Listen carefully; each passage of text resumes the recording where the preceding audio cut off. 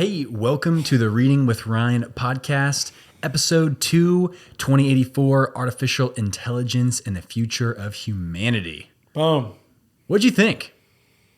That's a big question. I loved this book, but before we jump into it, let's lay down.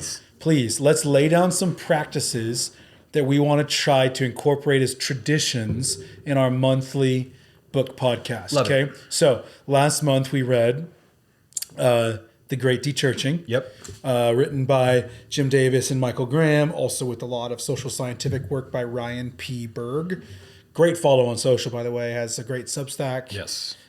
He's, for those of you who don't know what Substack is, it's a subscription website service where you can access thinkers, writers, journalists for a nominal fee, but you can kind of get inside access to their journalism and writing reflection. A lot of it for free. Huh? A lot of it's free. That's true. It's just subscription based, and sometimes it is free. That's correct. Okay, so because sometimes you just got to give an email or whatever. All right. So this book, what we want to do, we want to grade our books. Okay. So John, should we do a 1 to 5 or a 1 to 10? Like how much range of movement do you want? I think going 1 to 5 is harder. So let's go to 1 to 5. Okay, 1 to 5. You're right. It is because you can't hide as much. Yeah, you can't hide as much. Okay, you go first. The Great Dechurching, 1 to 5. Ooh, I'm gonna say 4 out of 5. 4 out of 5. Okay, why? Super data rich. Okay, It's not a narrative. Yep. So you have to have a little bit of that nerdness to you. Yep. I think tons of learning to be had, but it's not like you leave like overwhelmingly encouraged. Yep. Okay. I'm going to agree. I'm going to give it a 4 out of 5. I'm going to say my reasonings for that are a very, very relevant, very needed conversation around a cultural and behavioral phenomena that's occurring underneath a lot of people's nose. And whenever you can put your finger on something that's happening, but a lot of people can't see, it's super important. Right. That's happening here with data to support it. But what was nice, why I'd give it a 4 and not just like a 3, was because it also provided a relatively helpful map, an antidote on a values level, at least, of some things we can try to do in the church as both leaders and just members and parishioners in churches to try to help recapture why church going and church participating is actually helpful for ourselves and for our society, and an important value that we should contend for, because the consequences of living in an era where the church loses is actually not good for the country or the community. Right. Yeah. So I give it a 4 as well for slightly different reasons. Great. So our traditions include now rating the book. And did we have one other question that we're doing? We were going to talk about giving a word to it. Like, is there one word? Could you encapsulate the Great Dechurching in one word? I will go first. Relevant. Relevant. Yeah, that's the word I would use. You're a word guy. Can you help me come up with a word? I'm going to tell you what I want to say, and then you say like a paragraph, and I'll put it in one word. It led me to feeling aware. Enlightening. Boom. That was the word I was looking for. Yeah. Thank you. Yeah, absolutely. Okay, so this month's book. Has been 2084. Okay, the subtitle Artificial Intelligence and the Future of Humanity by just a stellar man. I don't know him, but I had a conversation with Dr. Jerry Sitzer. Dr. Jerry's met him. What? Yeah, so my last book club with Jerry, Dr. Jerry Sitzer, we just read The Surprising Rebirth of Belief in God by Justin Brierley. Real good. Might end up on this. It'd be a 5 for me. It's so good. I just was so captured, and just my heart was alive. I felt like Justin Brierley wrote the book that I would probably write if I was more intelligent, more qualified, and had more time. And he's more intelligent, more qualified, and is more disciplined. Who knows if he has more time? Just being real about me. But I read that book, Surprising Rebirth of Belief in God, and I went, yes. So my heart leapt. Anyway, but I asked Jerry in our debrief of that book, I said, hey, we're reading a book with our church. We started this podcast. It's 2084.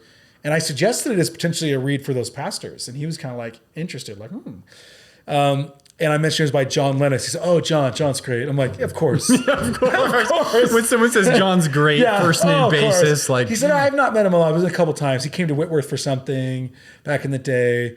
And of course, John's a mathematician from Oxford over in England, and I just came across John's work because John has had so many YouTube videos and interviews where he's debated prominent intellectuals, atheists, naturalists, people that have entirely removed from their ideology any room for God or the supernatural or the metaphysical in any way. And John has just done such a good job of interviewing, debating, and he's just not only an intelligent man, deeply intelligent, and you can tell that by reading this book. Yep. But he exudes the spirit of Christ. You and I watched recently together an interview podcast that Jordan Peterson did with John Lennox. And Jordan Peterson's a very interesting, controversial, polarizing figure of our time, but one of the leading intellectuals of our time, who's not a Christian, but man, he borrows a lot of Christian thought. Oh, yeah. He's like, his wife converted, his daughter converted, and may the Lord convert him. I pray Jesus would reveal himself to Jordan Peterson, and that would be a Saul of our time. That would be incredible. And he may already be serving in some of those ways by the nature of his talks and stuff he does on the Bible and psychology and all that. But he's not a Christian, to my knowledge. But the point is, John just dripped Jesus in that interview. Yep. They were talking about all sorts of stuff. Metaphysical stuff, intellectual stuff, philosophical stuff, just all over the place. But just John Lennox, he smuggles Jesus into everything he does. And I if there's just like something I want to be known for, it's smuggling Jesus into everything I do. Yeah. So I love that about John. So when this book was discussed and came out, I am a sci-fi nerd. Right? I mean, I can't wait for Dune 2. Dune Part 2 is coming out here in February. My son and I are going to watch it together. We're big sci-fi. I mean, I sat outside of a theater for like 2 days waiting to watch Star Wars. I'm that guy. So I'm sci-fi all the way, intellectual, interested, apologetics, interested. So this book will go through my grade. Okay. I want to give it a 4.5. I know you said I can't. Oh my word. Fives for me are really rare. So it's basically a 9 out of 10. It's a 9 out of 10. It's a 4.5 out of 5.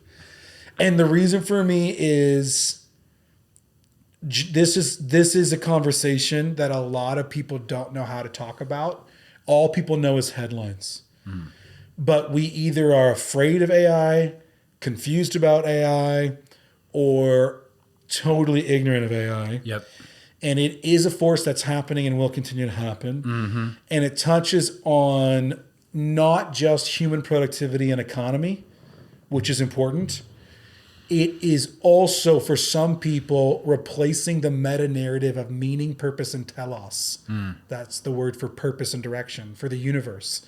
And he addresses that and, interestingly, uses revelation and eschatology to do it, which is fascinating. So that's why I liked it, and I give it a 4.5. Beautiful. Well, I will follow the rules, and I will say a 4 out of 5. I think this book might be the thinnest, thickest book I've ever read. Yes! Right? The thinnest, thickest book. The shortest, densest... Is densest a word? Most dense. Most dense. I don't know. But for those who even care, we had coffee this weekend. We needed to set a time outside of even just this podcast to talk about this. And you had done a full net out of like everything you got from the book. And I came with like 5 keen highlights. And I have no problem being that guy. I'm here. I am a learner, but this was a challenging book for me. And it was challenging because it's topics I don't tend to read often. But it's also just highly philosophical. There's a lot of futurism here. I'm surprised you gave it a 4. Really? Yeah, I would think you'd have given this a 3. No, but here's the thing, though, was I found it surprisingly encouraging and actually hopeful, because I think I was rather skeptical that I was going to come out of this being a little bit more pessimistic about the future. Okay. But the way that he lands the plane and its connection to eschatology and Revelation, I was like, okay, amen. So yeah, and you can kind of see why I selected it to be one of the books we'd start off while we're also as a church going through Revelation, because the last 4 chapters of this book is literally him revealing his eschatology. And you get to see why eschatology, which is the study of last things, your beliefs about the end of days, why what you believe there helps equip you beyond just a map for how you think it might happen.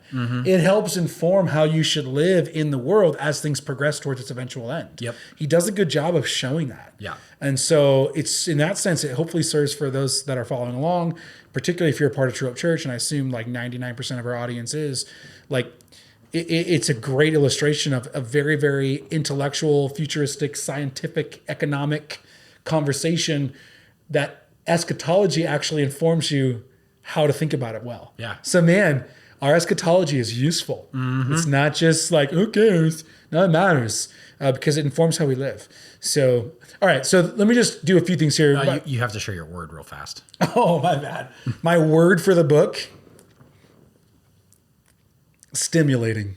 Gosh, I think your words are just probably going to be more dynamic than my words, because I was going to say hefty. That's good. Go with hefty. Right, perfect. That's a great description. Under 6 letters? We're good. Particularly for you. I mean that kindly. But That was a big word for you. no, I don't. Hefty. No, I just mean like, how do I say this? I just mean that I know this is a little bit of a stretch. I talked to another guy in our church who's following along with us. He said the same thing. He's like, man, I just gotta be honest, bro. Like, I'm slugging through this book, right? I said, it gets better. It gets better. But if you're not used to reading a lot of philosophy and science as it intersects or collides with a biblical frame of view, apologetics in that way, it might be challenging. But a lot of these...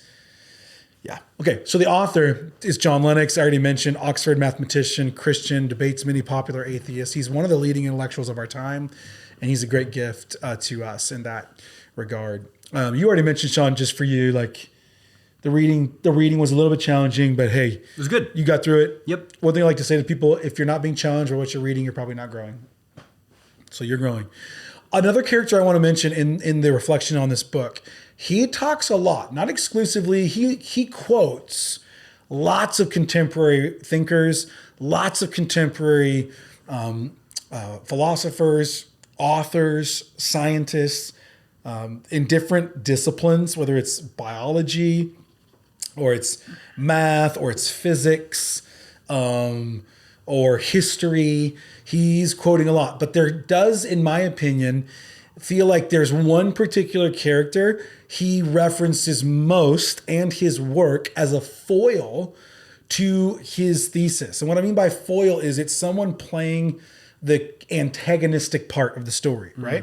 And this would be the person he talks about over and over, Yuval Noah Harari. Yuval Noah Harari has written a handful of books. I believe he's a historian. He's Israeli, and which, I mean, look at his name. That probably makes sense.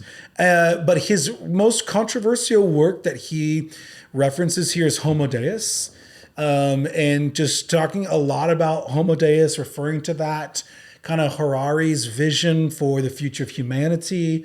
And Harari is definitely a secular thinker on meaning and purpose and humanity and the future and what's ahead. So these individuals are trying to cast a vision that we could live into. And so he's using that as a foil, certainly because of the development of AI in our time. The other thing that he's doing in this book that we need to be aware of, and some of you that are readers, you'll know this, but he intentionally chose the title 2084.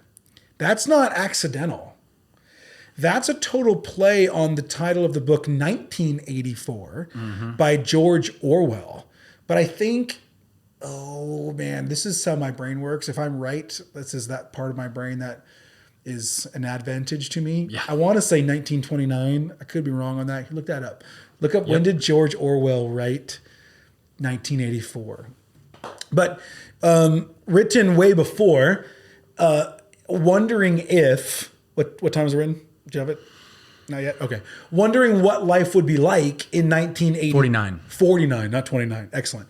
So in 1949, George Orwell writes 1984. Yep. And it has to do with the kind of future. You'll hear this in a lot of, conversation. And when someone says that's Orwellian, you ever heard that before? Yep. Yeah, they're just saying it refers to the predictions and writing that 1984 was surmising of what it would be like to live in a world where the government or Big Brother or some entity is controlling of everything and very oppressive. So just so everyone knows, 2084 is John Lennox making a play on terms saying, what if 2084 is the oppressive regime of AI? Like, where's AI headed? What's that going to look like? And how are we going to, steward that and not let that become something it shouldn't? And how might that play into the end of things and what God has planned that we can't fully always know? So there's just some background again on why it's called 2084. It's because of George Orwell's 1984. Yuval Noah Harari is the foil, in my opinion. Having read the book, his work Homo Deus on the Human God Project is a lot of what he takes as the prevailing attitude that he's trying to rebuff. Yep. All right, so we need to set some terms, and some of these terms, if you are listening to this, you probably have heard of these things, but I think we can go a little bit further in defining them, and that is narrow AI and general AI. Yep. And those aren't interchangeable; they mean different things. They're two different. So AI stands for artificial intelligence. Yeah. So that is a broad blanket term, but underneath that, people who've been thinking through this area. John submits to us that there's actually two kinds of AI. There's narrow AI and there's general AI. Mm-hmm. I don't like these terms, if I could be transparent, because general feels benign, but he's actually arguing that general AI is the super intelligence, the AI that is sufficiently near the level of human intelligence, whereas narrow AI is more pattern extraction, assistance to human work. Yeah. I don't like so I don't know if I can't remember if he's getting these from the larger scientific economic community, but narrow AI essentially is what would be like a cursory definition. Narrow AI is the kinds of artificial machinery assistance that makes our human existence easier. Yeah. Right? So digital assistants, Siri on your phone. Yeah. We've been interacting with narrow AI for a while. For a long time, actually. Yeah, it's the wrist. It's the watch on your wrist. It's the autonomous Tesla that you are driving next to downtown Spokane. It's the, it's your computer. It's all sorts of things. General AI though is another level up. Yep. And there isn't any general AI right now, right? Wouldn't he say that? He would say we've not reached that kind of artificial intelligence. Correct. Yeah. Okay. So he has a chapter in the book talking about kind of where did we come from and having he introduces really this whole conversation by getting into the God conversation and the conflict that seems to always be running between science and faith. Yeah. And I just so appreciate that. I think that's where I know some people probably reading it are going to feel a little bit like they're drowning. But it's this important conversation because there's so many people who make the erroneous assumption that because science has continued to progress, and it has, meaning our ability to study and observe the universe in which we find ourselves, its laws, its matter, its function, whether it's atomic or subatomic or quantum mechanics, we can use the power of the telescope and the microscope to both look out and look under at depths we've never beheld before and at distances we've never observed before. Yep. Science is providing many humans the feeling of omnipotence, which is a God quality. Even social media, our phones, this is a scientific invention. One of the dangers is it makes me think that I really know what's going on in the Middle East just because I read Twitter. On one level, it is making me more aware of what's happening in places of the world I otherwise would have never known. Yeah. But on another level, it's tempting me to entertain lies about myself and my species, that I can be more than I am. Yeah. And I think what I appreciate so much about John is he starts our conversation before we get to the particularities of AI and its disruption and its false promises, and yet it's also its common grace and potential help, is we have to ground this conversation in our general fear of the future, our general sense of, do we believe that all that there is to the universe is matter? Or do we think there's mind behind it at the beginning of it? Like I have a quote from the book. He says, far from hindering the rise of modern science, faith in God was the motor that drove it. To that, I just want to say, amen, John. Mm-hmm. And he's not alone in saying this, but there's so many people who pit science against faith. And it's like, if you understood the explosion of science was fueled by a world that scientists believe was made by an intelligent God, therefore it would have systems of law and rule and order that we could by which discover it. It gave them the motivation to investigate it. Mm-hmm. And it is true that in the Enlightenment and in this rationalistic explosion of scientific endeavor, many people saw that they could replace God. The part of history, though, that doesn't get told is the original explosion of science was because people believed there was a God. It was only then in fixing our eyes on the creation and ignoring the creator, because we became more fascinated with our telescopes and our microscopes, Right. that we told ourselves a new story, which was maybe there isn't a God. Mm-hmm. It's not that the evidence that science seems to indicate or the observable patterns it tends to reveal is a closed case, there can't be a God. In fact, it's becoming quite the opposite. Yep. The more we study, the more we observe, the more we learn, the more we philosophize.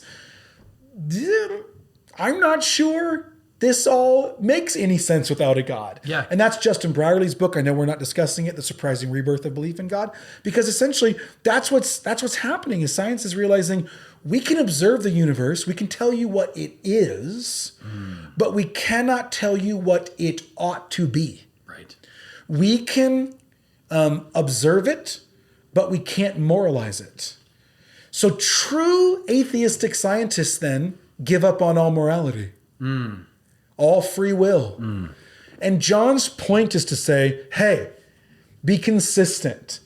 You want to keep morality and keep free will and keep purpose to life, but you want to extricate God as the foundational substrate of all reality. And he's pointing out, as many other brilliant Christian thinkers and scientists and philosophers have, you can't have your cake and eat it too. And there's a way to look at history that says God is actually the motor that drives science, not the other way around. The other one that I loved is he had a quote saying, the symmetries of the cosmos.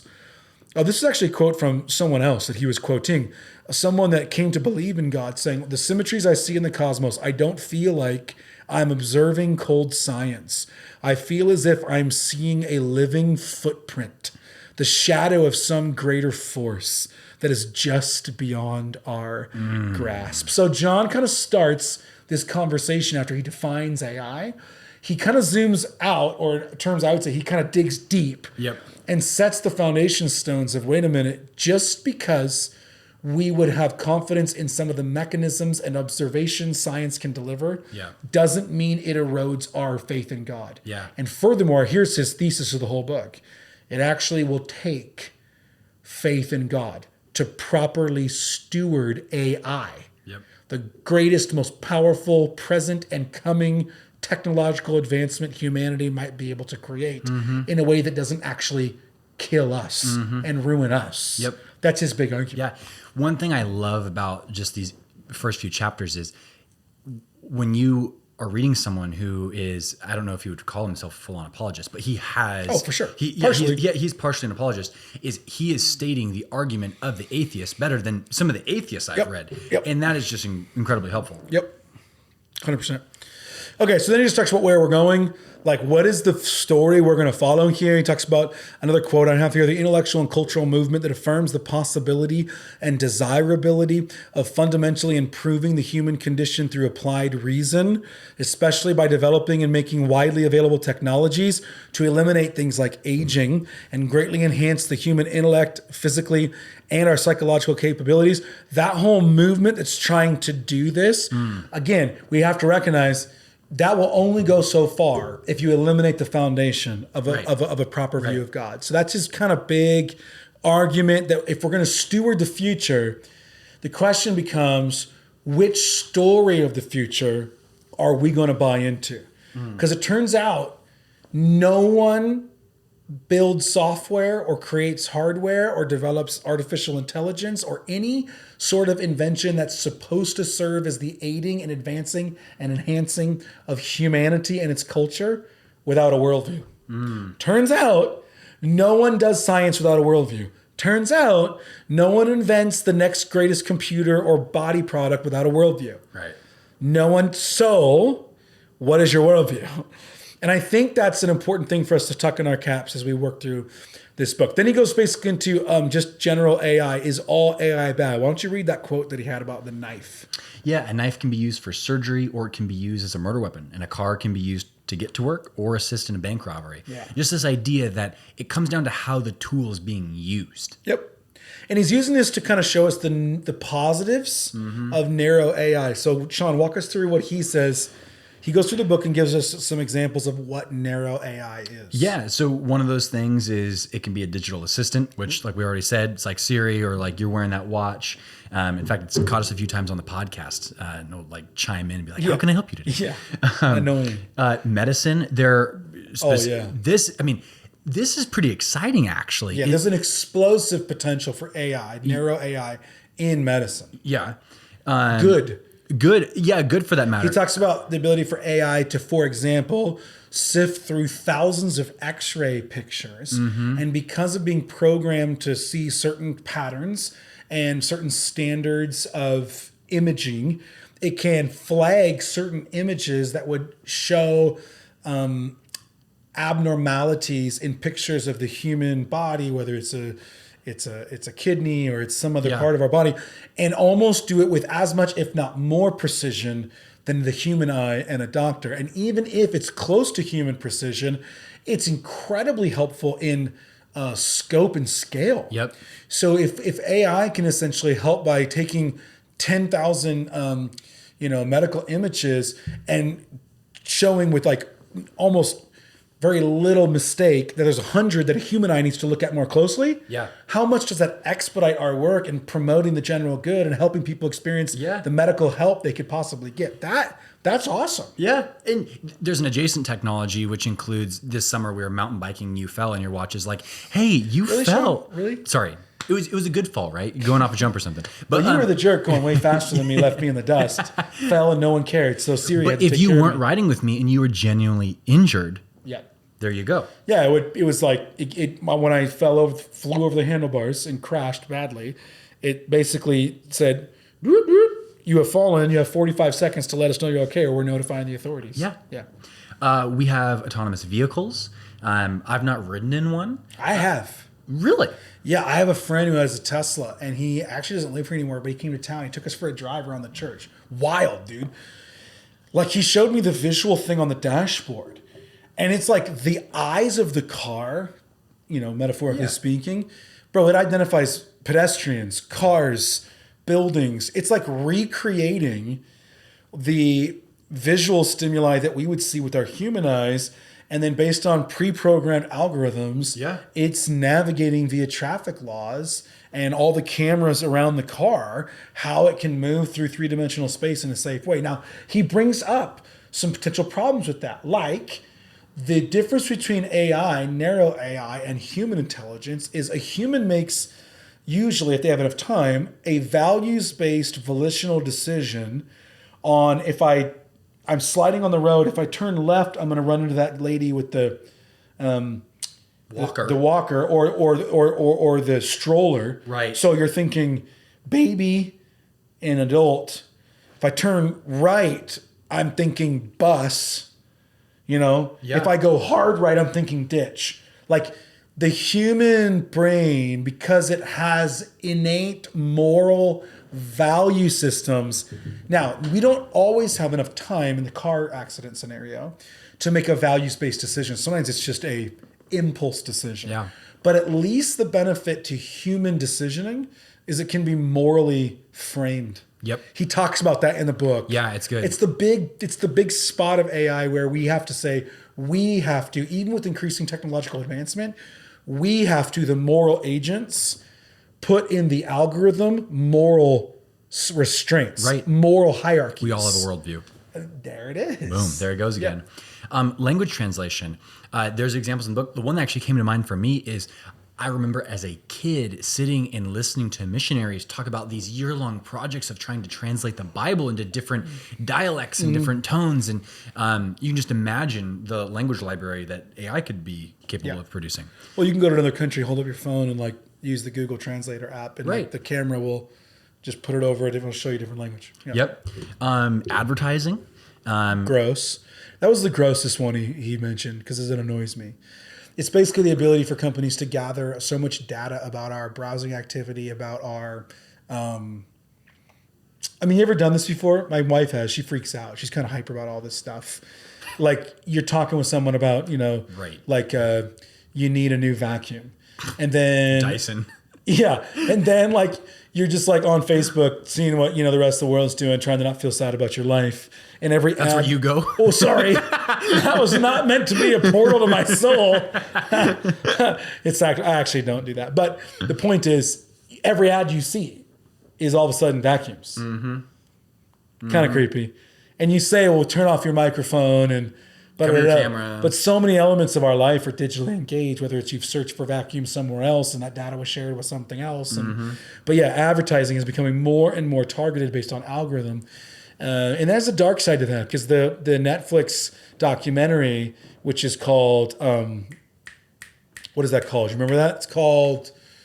It's not called The Algorithm. It was called... Bummer. I'm going to look it up because I hate that I can't remember. The movie? It was a while ago. Oh.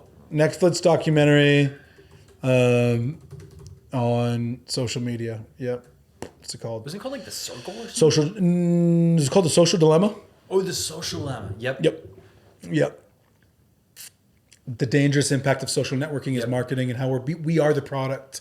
Right. Yeah. The Social Dilemma. So, yeah, but that's true. I mean, I guess on one end you could say, no, it's actually kind of nice because I was looking for a new car and all of a sudden my feed was filled with cars. I suppose, but it's also a dark side because when people's attention is only being commodified for profit, that's not necessarily great. Yeah. Yeah. And then lastly is industry. And I'm trying to remember the exact example here. I think what was he talking about with industry? I'm not sure on that one. That's a good question. Well, So those are some of the positives Yep. of narrow eye, and now we can get into some of the negatives, and maybe you can look for that example of the industry. But one of the negatives of narrow AI is job recruitment, and so Yep. what he's getting at here is there's just overall less human beings doing things, and so it is going to remove some jobs from our economy. Well, yeah, he actually had two things. He said that there's job loss, Right. which is like we can now have a computer order our food at McDonald's. Correct. But there's also job recruitment, which means instead of a person calling you as a recruiter saying, That's right. hey, I'd love for you to come work in our ad agency, instead an AI is sifting through 100 applications Yep. and ferreting out the 90 that don't fit based on algorithm or pre-established values. And people feel it's cold, impersonal. It's impersonal. It feels... Ugh. So he said that one of the negatives is essentially job recruitment feels less human, and then job loss feels the replacement of human. Right. Yep. Yeah. So I think both of those are fascinating. Obviously, privacy loss Oh yeah. is the other huge issue, because in order for AI to, extract patterns and algorithmically sort data input, which is so much of what this is doing. Just a side note, one of the reasons why we've had an explosion of AI in conversation is because of our ability related to silicon and microprocessors to allow computing processing power to expand so rapidly. Like NVIDIA is a graphics processing company and their stock has exploded. I mean, they were like one of the driving winners of the last year's stock market gains. And the reason for that is because their GPUs, graphics processing units, which go into computers, and that's kind of a complementary thinking machine next to a CPU. So a computing processor unit or a central processor unit is the primary processor unit for data and like computation. But a graphics processor deals with things that are image rich and heavy.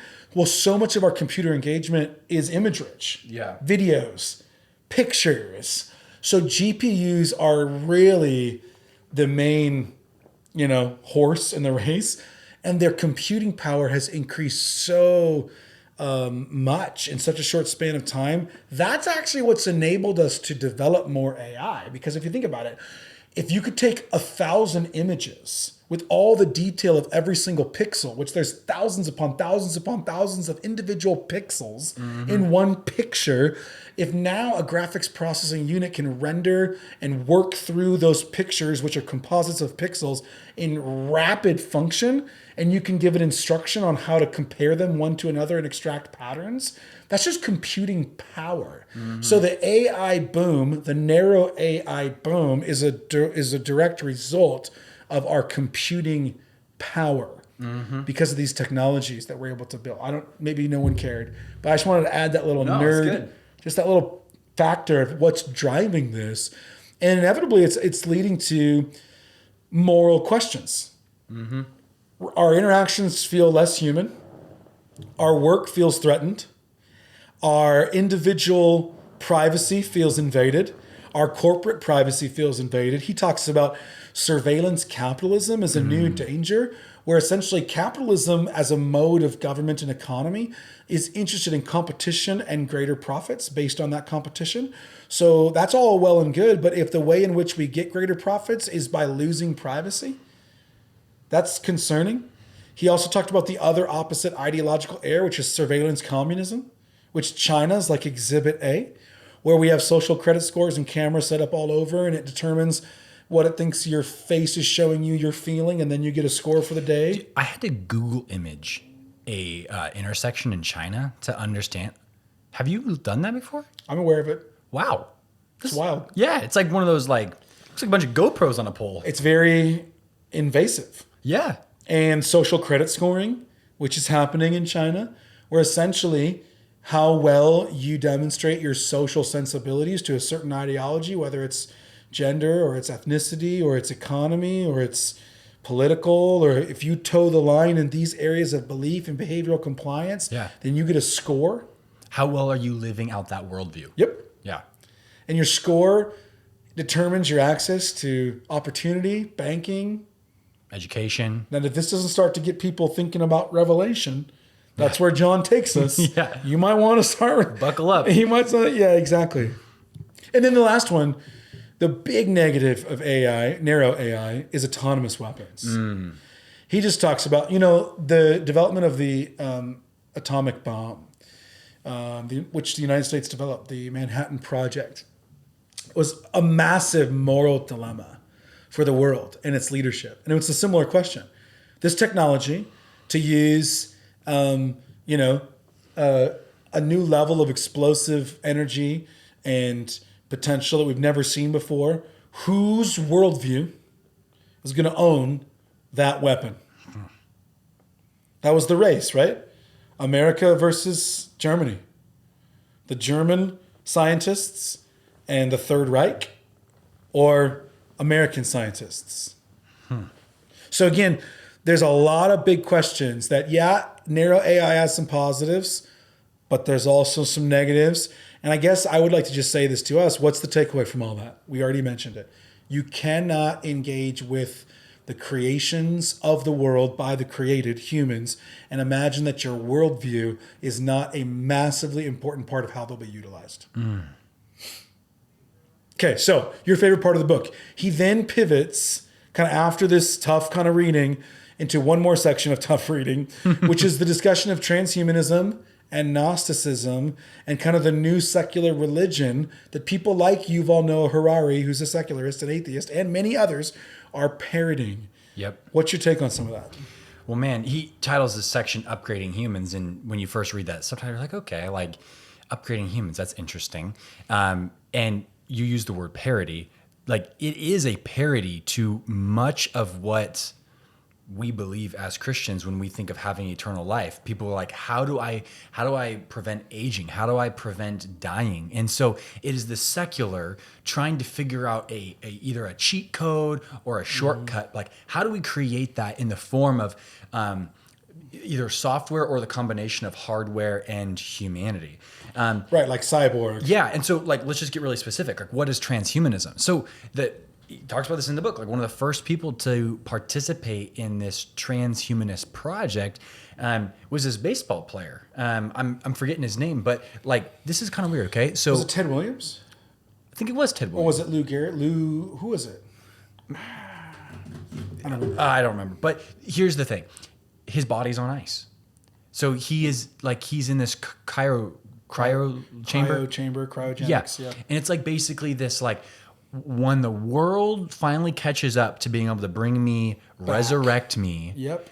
Then, Isn't that wild? Yeah, right. So he had some sort of trust fund that's paying for this thing to happen. And there are others. I mean, it's not like, well, I don't know how many there are. I don't think there's thousands, but there are other people who have signed up for this project. So when they die, money will be used to keep them going, whatever that means, until technology is at a place that can bring them back to life. Yeah, if technology ever gets there. Yeah. I mean, I should have said that with more like total skepticism. A little more suspicion. But yeah, the point is it reveals how humanity can utilize technology and technique to avoid God. Whew. Yeah, that's what I think is really important about this. AI is a tool. It is computational intelligence that is increasingly able to do things that simulate what human brains can do. But we need to be really careful in our definition work. It does not do what humans do. Right. And it in no way yet is even close, quite frankly. But there are some narrow applications for good that could produce more human flourishing that we could be, I think, not so angry or suspicious about. And we gave some examples. There's also some danger with even the narrow application of this increased computational power to extract pattern and make decisions. And the reason for, and again, the big concern is, where does your worldview come from? And the moral agency component is what makes us distinctively human. But there is a vision of humanity that secularists are entertaining.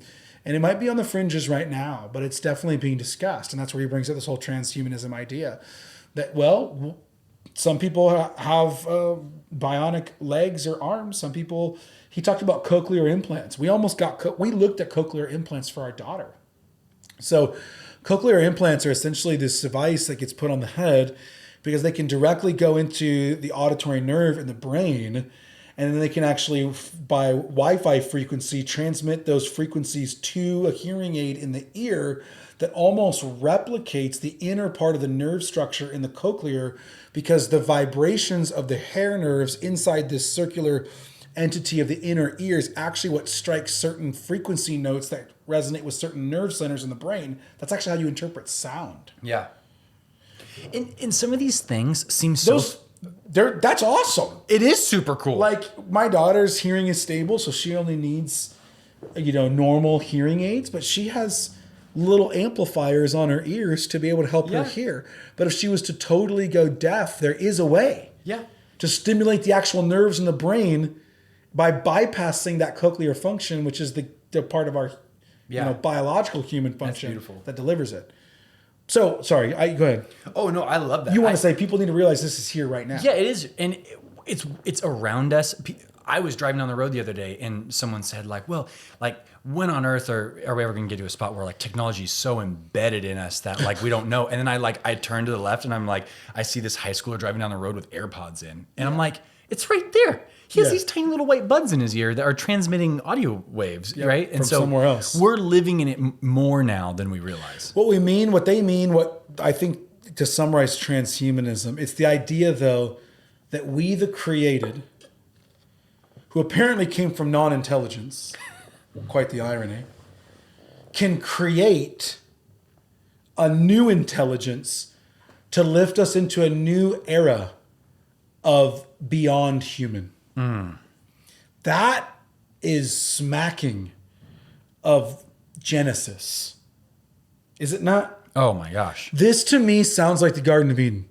The old human wish and want to get God-like capacity on your own terms. Right. This is the snake's original whisper. He just doesn't want you to be a god like him. So humanity's aims, inspired by the serpent, haven't moved too far. Yeah, right there. Even though the tools we're able to create as we increasingly have the time to build on previous generations' work become increasingly technical, or they become increasingly seemingly super powerful, the same motivation and spirit guides them, and that is something to certainly be very, very worried about. So let's go here. John turns the conversation then and says, okay, I've shown you that like AI is here, AI is helpful, AI is worrisome. General AI that's on the level of human replacing intelligence isn't here yet. Maybe it'll never get here. But there are a lot of people who are interested in AI, not just for its utility for humanity, but in a new version of humanity. He says this is where we need to look to the Bible, to Genesis, to understand what it actually means to be human. So walk us through his 6 things. Yeah, it's one thing to just mimic an aspect of what the human mind can do. It's entirely a totally different thing to try and recreate what it actually feels like to be human. Yep. So these 6 things, as Genesis says it, are humans are made of pre-made material and spirit. We get that in the first chapter. From the dust, Nefesh breathes into them, they become living souls. That's Genesis 1 and 2. So humanity, to be human fundamentally, means that you are made of the earth, of the material of the created world. And given spirit, which is the mystery of consciousness, from God. Yep. God. And how that compares too with the rest of this book is there just can't be a future where somehow there's this silicon chip, right? That is human. That's not what it means to be human. Yeah, it's categorically not the right thing. Can robots become sophisticated enough with enough computational power to mimic human behaviors? Probably. He would say, yeah, probably. But that is not by definition what it means to be human. Right. So robots cannot become human. 2, humans are curious, intelligence, and consciousness. And we get that with Adam and Eve from the beginning. Yep. They're exploring and they're looking at the trees that some that they should partake, some they shouldn't. Yep. And so there tends to be that spirit of curiosity that makes humans. AI just doesn't have that curiosity. Yeah. He forays into the conversation on consciousness, which probably is deep for a lot of people, but it's really important. And it's really a fascinating conversation in my mind, because I think that one of the things that is a very potent argument for God that causes a lot of atheists to, even the brilliant ones who don't want to believe in God, to go, oh boy. Here's the irony about all this. Why in the world do you trust your mental capacities to even reasonably work through existence? Why should you? He makes these arguments. So I want to help the reader and the person that's listening try to understand some of these very lofty philosophical arguments. And one of them is this. Why is it that atheistic thinkers dismiss God but do so on the grounds of their intelligible reason? Right. I reason that there must not be a God. So you're going to use intelligence and your conscious ability, and you're going to trust the outcome that will lead you to, even though the thing that created your intelligence and your conscious ability is non-intelligent. You are the eventual result of stupid becoming smart. But now in smartness, you say the universe is stupid. What? That's a brilliant argument. Was it? Were you able to catch it?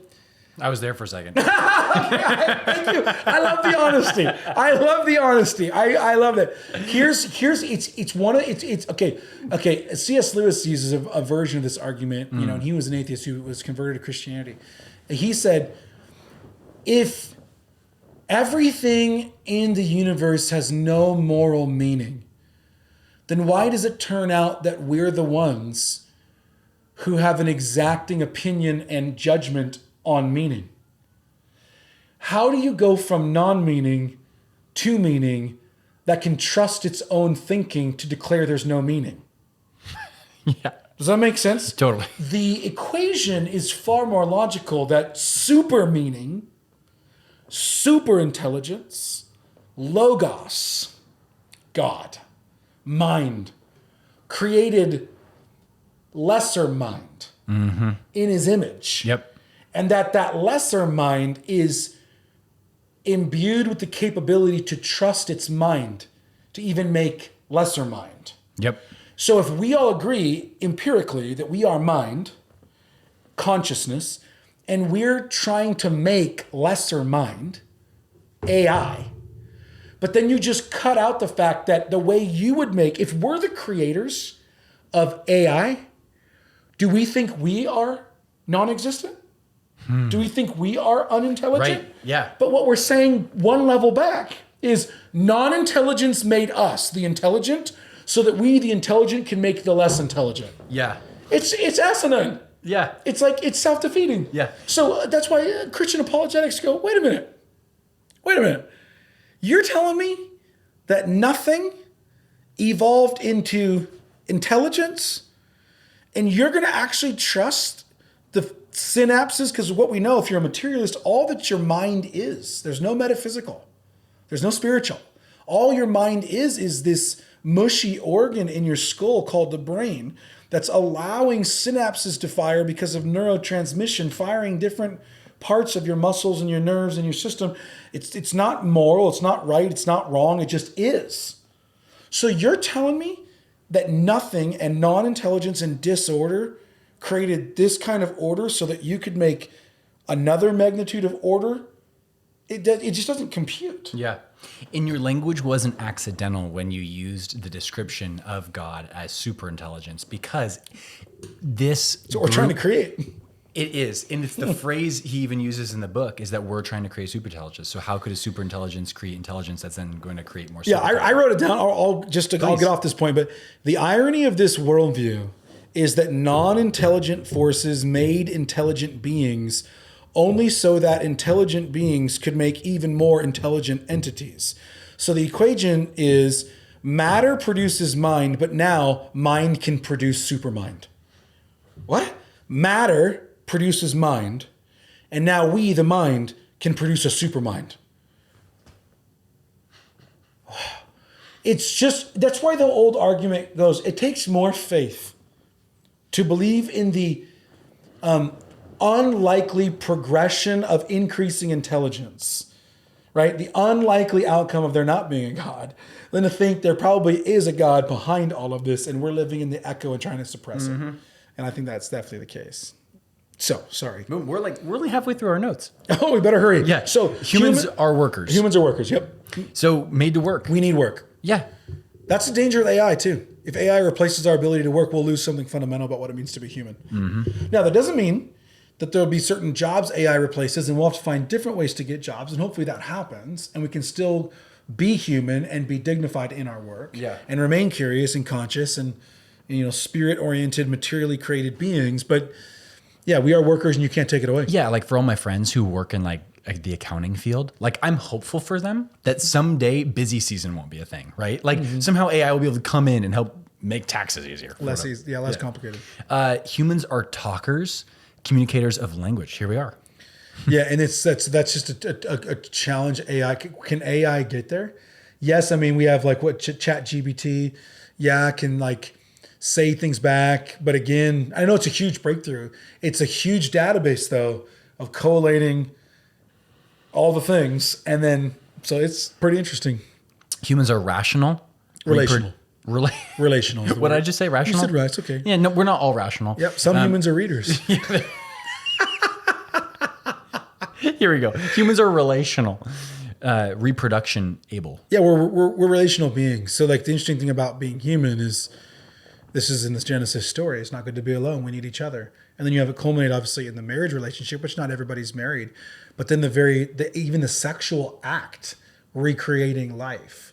All those things are distinctively unique to being human. The huge one to me is number 6. Humans are moral agents. Yep. And that's just an area that is a huge black hole for AI. Like, what is morality? Where does morality come from? Why does morality matter? Because even if we can sufficiently build machines that can simulate human computation, behavior, intelligence, what have you, what worldview will they carry? What worldview will they carry? And so to this, he turns the end of the book. Let's move to the stretch. He turns to Jesus, the true Homo Deus. Oh, It gets good here. it gets real good because he's basically using Yuval Noah Harari as a foil. That this man is a secular man, doesn't believe in Jesus, doesn't believe in a God. He just wants humans to become gods. And what John Lennox, who drips Jesus, smuggles Jesus into every conversation, says, hey, dude, news alert. The Homo Deus role's already been spoken for. Mm-hmm. Yeah. Jesus is the God-man. We didn't ascend into Godhead. Humanity didn't make a God-like human. God descended into humanity. Mm-hmm. He made himself comprehensible to the finite, even though he is the infinite. Mm-hmm. This is the miracle of the incarnation. And so I love this quote from him. The fact is, we humans need saving from our sins much more than we need political freedom or upgrading. Programs of education and technology or medical upgrades will never adequately deal with the moral failure because the root of that failure is fundamental alienation from God. Christ offers to deal with that alienation by offering us salvation based on his death on the cross for our sins and on his resurrection. Amen. So just an interesting reflection, right? Oh, yeah. Humanity is trying to make a demigod. So we, the humans, we, the intelligent mind, we're trying to make a really significant, special version of human that we could feel good about taking us into all of our hopes and aspirations we can't deliver on right now. Yep. What does this show? We are made to worship. And if we won't worship the God who made us, we'll worship a God we can make on our own. And AI may be the technological object that fills the void of that perpetual worship story for humanity. And that's a little bit scary. Yeah. And that's where he pivots the book after he kind of talks about the true Homo Deus being Jesus and the Christian faith, how the Christian faith brings a greater story and an answer to these questions that AI is trying to seek, detached from God's creative story. Yep. He turns that into an end times conversation, basically saying, hey, not only is Jesus the original Homo Deus, he's coming back. So we're not going to ascend into this. He's going to return to us. And he basically hits Revelation and Thessalonians and promised prophesied future events. What'd you think of all that?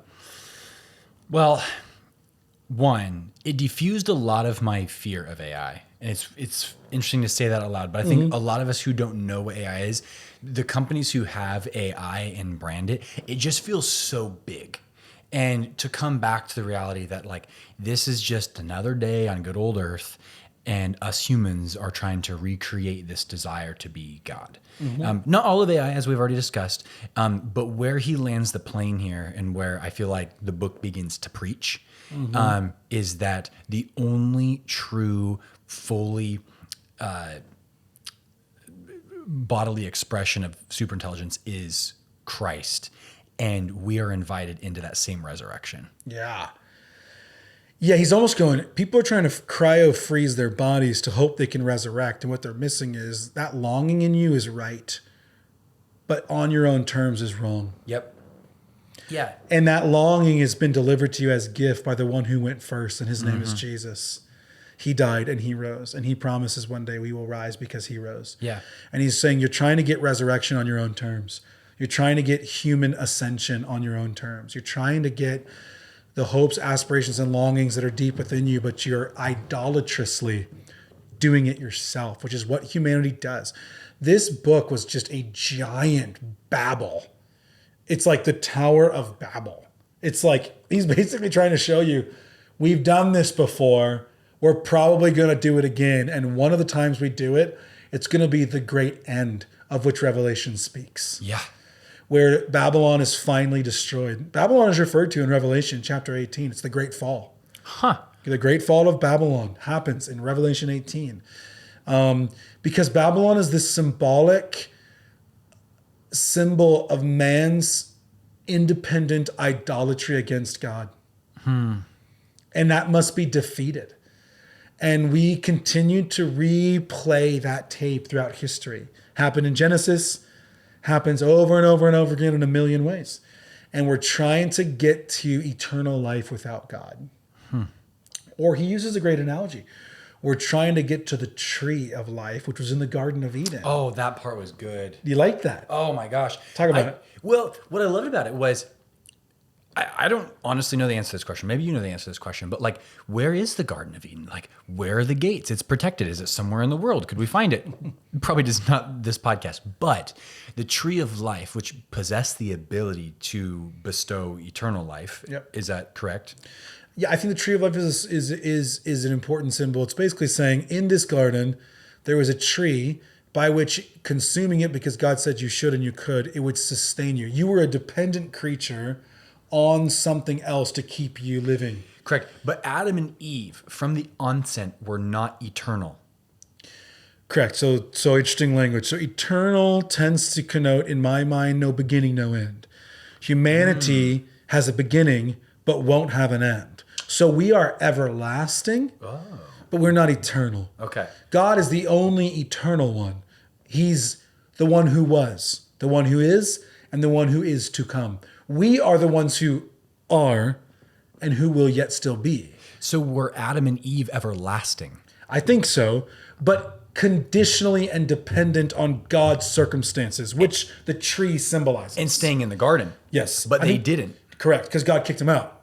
So because they disobeyed God, ate from the tree of knowledge of good and evil, they were banished from the garden. And then God put a cherubim with this flaming sword to protect them from coming back to the tree of life. That becomes an interesting interpretive question. Is that an actual tree? It's picked up again in Revelation. That same tree is in the garden at the end of the book too, which is important to note. So that tree, whether it being a real tree or definitely saying there's something about access to the immediate presence of God that becomes the derivative of being in his presence unfettered, becomes everlasting sustaining life. Yep. Yeah. We don't within ourselves possess sustaining everlasting life. It's only a derivative. It's derived from, we are a dependent to the only being who is who is eternally self-existent. Who is the eternally self-existent one? God. Yep. We are the dependent ones who in the presence of God are sustained by that self-existence and can live forever. And C.S. Lewis talks about every desire has a home. And in this case, what's just dripping on these pages is that culture wants to be everlasting. Yeah. And so that home is Eden. Yeah. You totally made my mind, and I shouldn't even say this. I should be disciplined and not do it. What I do. The conversation about the soul of humanity and if we're innately everlasting is actually a huge part of the conversation on the doctrine of hell.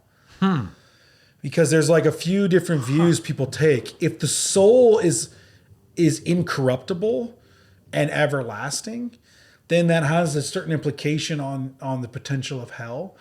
If the soul can cease to exist because it is in a derivative state, then annihilationism, which is a view of hell, that the wicked cease to be, right, is a view that some Christians hold. Other Christians hold, no, you're eternally, consciously tormented in hell forever because the soul cannot die. So it's an interesting question. Yeah. It's a huge philosophical debate, theological. It's not for here. But you triggered me because you do that all the time. Poking the buttons. You push the buttons, made me think. But the point is, this tree indicates that humanity had access, but lost access. And isn't the story of humanity just the way we're trying to get back to that access on our own terms? And the story of God is how he's going to give us access to those terms through his son and lordship of his son over our lives. Yeah. Submission, then sustenance. Not sustenance without submission. All right, I'm going to open up a question that I feel like a lot of people, if they're like, hey, I didn't read the book, but this is like the question I want to ask, I feel like this is it. Okay. How does AI have to do with the end of the world? Or how could it? Yeah, I don't know, but one of the things that John surmises is that possibly AI, the blending of, and the abomination of the human and the artificially human could maybe lead us to what Paul talks about in Thessalonians, the man of lawlessness, the Antichrist. Yeah. That maybe even the things Revelation refers to as of the knowledge and the wonders and the power and the signs that this figure and its prophet can deliver are, yes, animated and influenced by Satan, the great dragon, but also on a mechanistic level, deliverable almost as magic to us because of the power and potency of increasing technology through artificial intelligence. He does seem to dabble, doesn't he not? Oh, yeah. In that conversation, trying to show us that both AI is this fool's errand in its super intelligent sense of trying to create bodily resurrection on our own terms, which Christ has provided for us in his power alone. But also that the ultimate maybe embodiment of the man of lawlessness, the Antichrist, evil to come, would be some crazy, false homo deus. Mm-hmm. Think about the word. If Jesus is the true homo deus, God-man, the Antichrist is the what? The false God-man, the impersonator, the great liar. Not that. And so he goes into kind of some of those theological places and wonders about what that might look like. And I think that's fascinating. Does that answer your question? It does. It does. I think for all the reasons that... Go ahead. You have something. One more thing.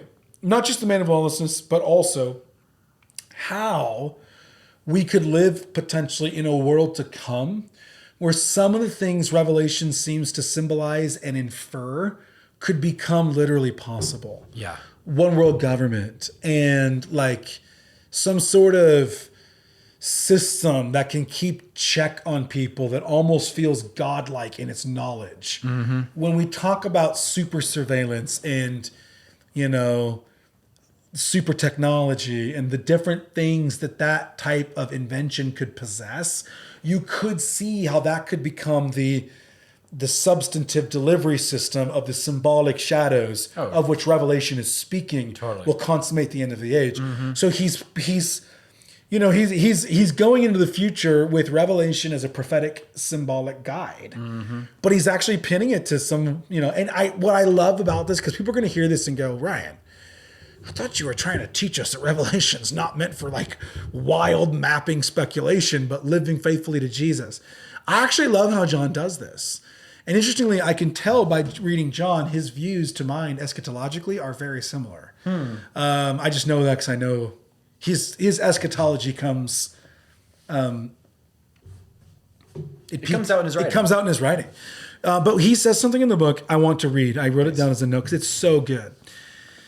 He says, as we talk about the end times and AI, we could be tempted to speculate wildly. He says this: the import of the predictions of the first coming of Christ was only realized at the time of the events themselves, not before. Therefore, one would expect that some of the details we read in Daniel, Thessalonians, and the book of Revelation will only be properly understood at the time of their fulfillment. Daniel expressly states that some of his prophecy is sealed. That is, it will not be understood till the time of the end. Daniel 12, verse 4. So we cannot expect to understand all the details. A consideration that should help us keep a balance between taking the prophecies and their details seriously and grasping their general outline without indulging in wild speculation. So what I love is he's going to do what so many people at our church are going to want me to do in Revelation. And I'll probably just tell him, go read this book and I'll help you. He indulges the imagination about, what is a way this could look? But he's humble and reserved enough to not turn into a wild speculator. Yeah. But to recognize that God's in control, it's his story. And truthfully, we probably won't fully understand all these prophecies until they happen. Mm-hmm. But he also doesn't vilify the curiosity of the human mind. And I don't want to do that at our church. I don't want people who are like, man, Ryan, I feel like you just threw a giant wet blanket on my love for Revelation. I'm not trying to do that. I just want you to not be a wildly irresponsible speculator that's more in love with the newspaper than the scripture. Yeah. That's more vested in the events of the world and the people that are living through those events. Mm-hmm. That's the thing that we've got to do to keep ourselves grounded. Yeah. And he, I think, models that really well. So to me, like here, we'll end here. I'll summarize this book for me. He introduces the phenomena of AI to the average person, albeit in intellectual language. The average person. Thank you. I'm like below the average. No, you're not. You're not. You're wonderful. He helps you see that AI is here. AI is real. It's not a myth. Mm-hmm. He helps us see that AI has great common grace utility. Yeah. Like every other good gift that we humans make because we're made in God's image, it also has potential detriment and liability. He underscores the philosophical point that science isn't to be feared because faith is not the enemy of science. Faith is actually the motor for science. And the great warning for scientific endeavor is don't assume you don't bring a moral worldview to everything you create.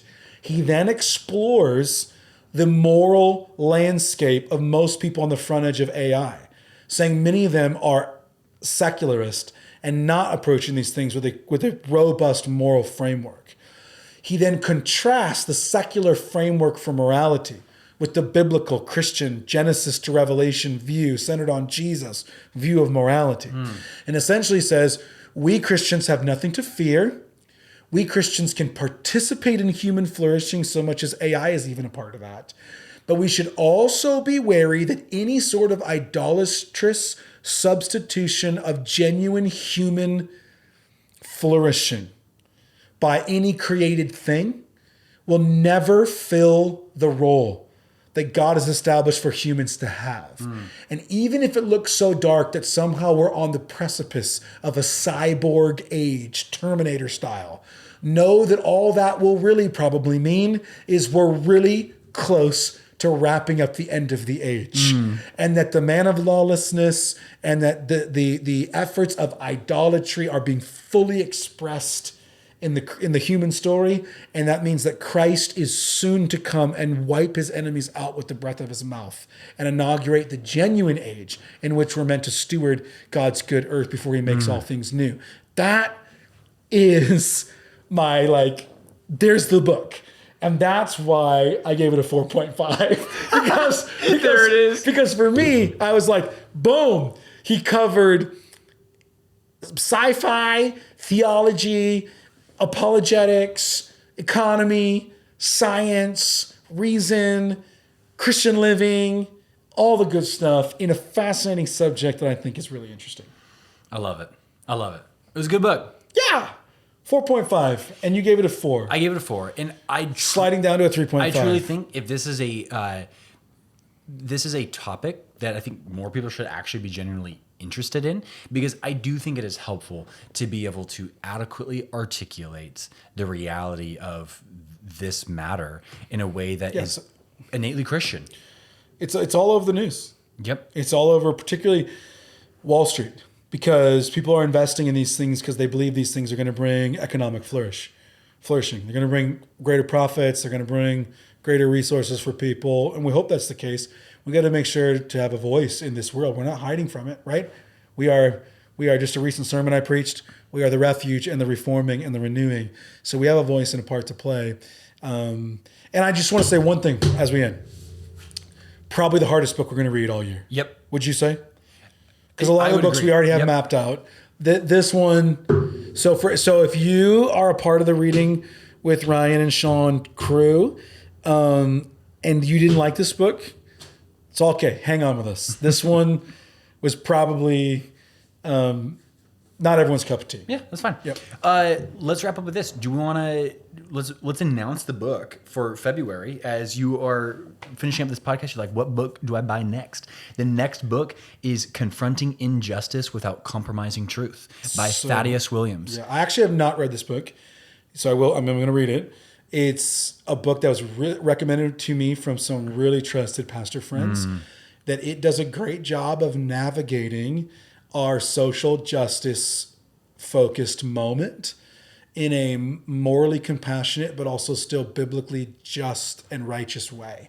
And so I'm looking forward to doing that. And of course, Is February Black History Month? It is. Yeah, so I think, yeah, it's an important thing. We're going to have a conversation around this subject because it's important for us to talk about unity. The Church of Jesus Christ, the kingdom of God is every tongue, every tribe, every nation. So, yeah, I'm looking forward to it. I don't know. We'll have a rating. I have not read it, and you haven't read it. I haven't read it. So we'll Looking forward to it. Awesome. Well, hey, thanks for tuning in to Reading with Ryan. Till next time. See ya.